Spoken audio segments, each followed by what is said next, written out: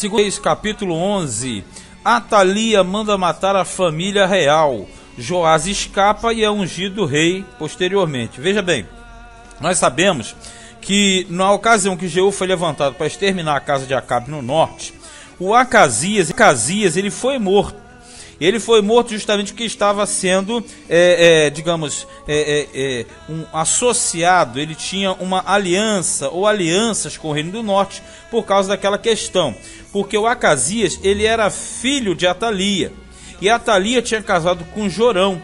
No caso, sendo ele filho de Atalia, ele era neto também, por um lado, neto de Acabe, porque Atalia era filha de Acabe com Jezabel e neta de Onri. Então a casa do sul teve ligação com o norte. É o que vai acontecer aqui no 11, quando ela vê que o filho foi morto, ela vai usurpar o trono de Judá. Vendo, pois, Atalia, mãe de Acasias, que seu filho era morto, levantou-se e destruiu toda a descendência real. Veja bem, essa Atalia, como eu já falei, era filha de Acabe com Jezabel, neta de Onri. O filho Acasias morreu, ela mandou matar todos os descendentes do rei. Mas Jeozeba, filha do rei Jeorão, irmã de Acasias, tomou a Joás, filho de Acasias, e o furtou dentre os filhos do rei, aos quais matavam, e o pôs a ele a sua ama na recâmara, e o escondeu de Atalia, e assim não o mataram. Vamos entender. A Atalia manda exterminar toda a casa real, para ela reinar absoluta. Isso era costume de acontecer. Mas só que a Jeozeba, que era automaticamente filha do rei Jeorão, era irmã de Acasias, que ela fez? Passou a mão no Joás, o pequeno Joás, e escondeu. Então, na cabeça de Atalia, todos os descendentes do rei tinham morrido, mas não, olha no 3. E Jeozeba o teve escondido na casa do Senhor 6 anos, porque ela era a mulher do sacerdote Joiada, e Atalia reinava sobre a terra. 4. E no 7º ano mandou Joiada chamar os centuriões, com os capitães e com os da guarda, e os meteu consigo na casa do Senhor, e fez com eles um concerto, e os ajuramentou na casa do Senhor, e lhes mostrou o filho do rei. Vamos entender. Na hora da matança, a Jeozeba passou a mão no Joás, correto? A Jeozeba era mulher do Joiada. Joiada era sumo sacerdote. Então ele segurou e aguentou a criança até o 6º ano. Quando chegou no 7º ano, ele chamou os maiorais e falou: tem um descendente do rei aqui. Porque nessa época, Atalia tinha empesteado o reino do sul. Então ele vai fazer o que? Ele vai proclamar esse reizinho como sendo da linhagem de Davi. 5. E deu-lhes ordem dizendo: esta é a obra que vós haveis de fazer. Uma terça parte de vós que entra no sábado fará a guarda da casa do rei, porque no sábado era quando tinha a troca dos turnos do templo. E outra terça parte estará à porta sul, e a outra terça parte à porta detrás dos da guarda. Assim fareis a guarda desta casa, afastando a todos. Tipo o seguinte, ele iria fazer e fez uma cerimônia fechada, sem acesso de ninguém. Nessa cerimônia ele daria posse ao rei. E as duas partes de vós, a saber, todos que saem no sábado, farão a guarda da casa do Senhor, quer dizer, do templo, junto ao rei. E rodeareis o rei, cada um com suas armas nas mãos, e aquele que entrar entre as fileiras deverá ser morto. E vós estarei com o rei quando sair e quando entrar. Veja bem, o Joiada é sumo sacerdote. Ele administra o templo e os sacerdotes. O que ele está fazendo? Ele está fazendo um sistema para dar posse ao rei e blindar a casa, o templo, para que ninguém entrasse e atrapalhasse a cerimônia. 9. Fizeram, pois, os centuriões conforme tudo quanto ordenara o sacerdote Joiada, tomando cada um os seus homens, tanto os que entravam no sábado como aos que saíam no sábado, que era a troca de turno. E vieram ao sacerdote Joiada. E o sacerdote deu aos centuriões as lanças e os escudos que haviam sido do rei Davi, que estavam na casa do Senhor. Então vamos lá.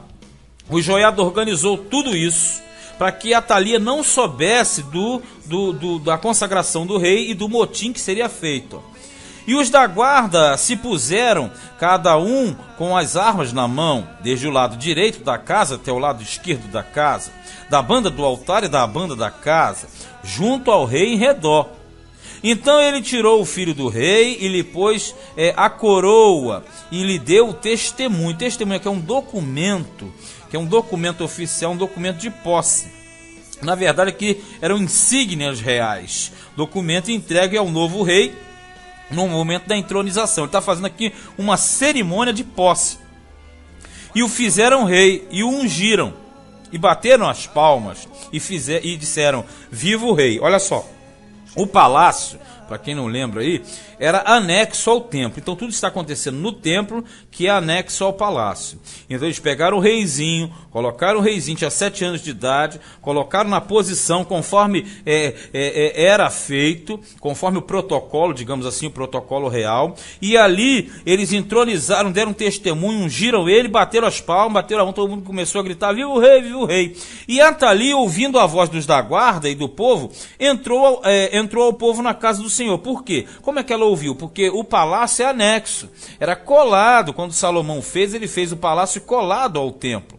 E olhou, e eis que o rei estava junto à coluna, conforme o costume. Quer dizer, as colunas aqui eram Jaquim e Boaz, aquela questão, né? Que era uma entronização. E os capitães e as trombetas junto ao rei. E todo o povo da terra estava alegre e tocava as trombetas.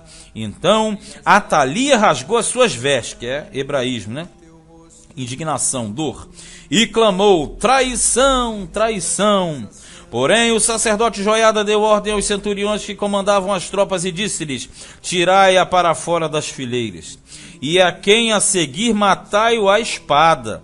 Porque o sacerdote disse: não a matem na casa do Senhor, tipo assim, mata ela fora. E lançaram mão dela, e ela foi pelo caminho da entrada dos cavalos, que é a porta, à casa do rei, e ali a mataram. E Joiada fez um concerto entre o Senhor e o rei e o povo, que na verdade o rei é o administrador que vem do Senhor para administrar o povo, que seria o povo do Senhor, como também entre o rei e o povo, tipo assim, restabelecer o pacto que tinha sido rompido há 7 anos atrás. Então todo o povo da terra entrou na casa de Baal, que é o templo, e a derribaram, como também os seus altares, as suas imagens, totalmente quebraram. E a Matã, sacerdote de Baal, mataram perante os altares. Então o sacerdote pôs oficiais sobre a casa do Senhor, porque nessa ocasião o Baal já tinha entrado em Judá também. Então, mais uma vez, esses que são sacerdotes de Baal não são de fora não, são israelitas também. E todos aqui vão dançar. E tomou os centuriões e os capitães e os da guarda, e todo o povo da terra, e conduziram da casa do Senhor o rei, e vieram pelo caminho da porta dos da guarda à casa do rei, e ele se assentou no trono dos reis. Aí quer dizer, o reizinho vai começar a reinar, mas na verdade o mentor, o que era o cabeça mesmo, era o Joiada, o sacerdote, porque ele era muito novo.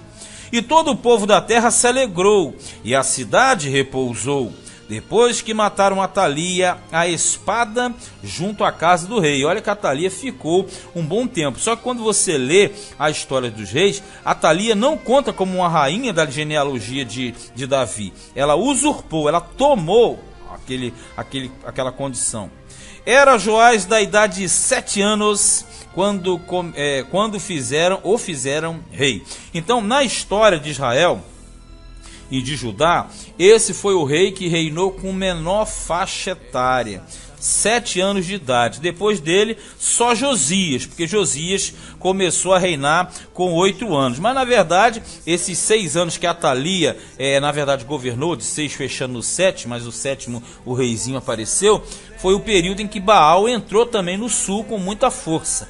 Mas aqui foi aniquilado, tirado, arrancado fora da cultura do reino do sul. Este foi 2º livro dos Reis, capítulo 11.